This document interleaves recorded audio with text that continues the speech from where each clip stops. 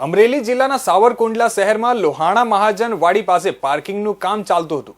તેવા સમયે કોઈ વ્યક્તિઓ દ્વારા કેબિન મૂકતા લોહાણા જ્ઞાતિના લોકો અટકાવવા પહોંચ્યા હતા। તેવા સમયે 3 અગ્રણીઓ ઉપર અજાણ્યા વ્યક્તિઓ દ્વારા હુમલો કરવામાં આવ્યો હતો, જેમાં ઈજાગ્રસ્તોને હોસ્પિટલમાં ખસેડવામાં આવ્યા છે, જેમાં ભાજપ મહામંત્રી સહિત 3 વ્યક્તિઓનો સમાવેશ થાય છે। હિન્દુ સંગઠનોમાં ભારે રોષ ફાટી નીકળ્યો છે। ઘટનાની ગંભીરતા દાખવી જિલ્લા પોલીસ વડા હિમકરસિંહ દ્વારા સાવરકુંડલા પોલીસને કડક સૂચના અપાઈ હતી, જેથી એએસપી વલય વૈદ્ય સ્થાનિક પીઆઈ સહિતનો પોલીસ હોસ્પિટલમાં પહોંચી તપાસ હાથ ધરી છે।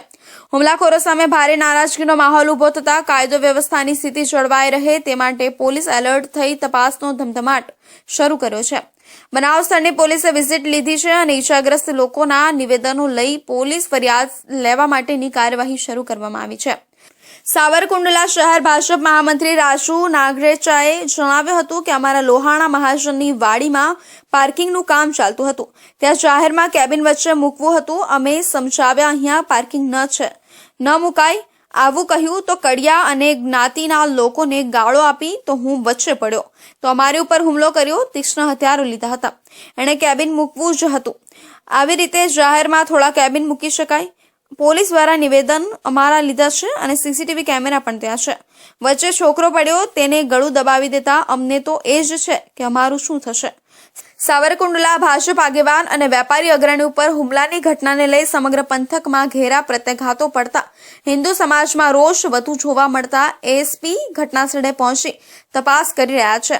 આ મુદ્દે સાવરકુંડલા એસપી વલય વૈદ્યે જણાવ્યું હતું કે જે ઘટના બની છે તેની પોલીસ ફરિયાદ લેવાની પ્રક્રિયા હાથ ધરી છે।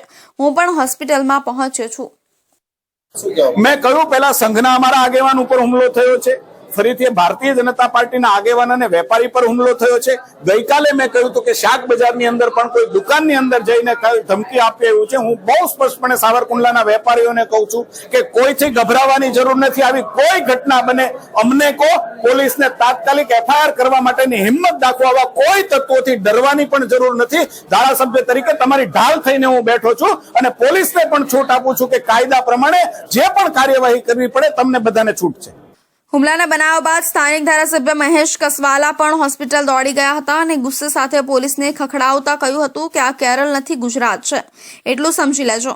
અમારા સંઘના કાર્યકર્તા પર હુમલો થાય, અમારા ભાજપના કાર્યકર્તા પર હુમલો થાય, અમારા પર આડી ગાડીઓ નાખે અને ગમે તે થાય, આખી નાવલી કોરી પડી રહે અને પોલીસનો બંદોબસ્ત ન હોય એનો મતલબ નથી। હું આઈજીપી અને એચએમ સાથે વાત કરું છું।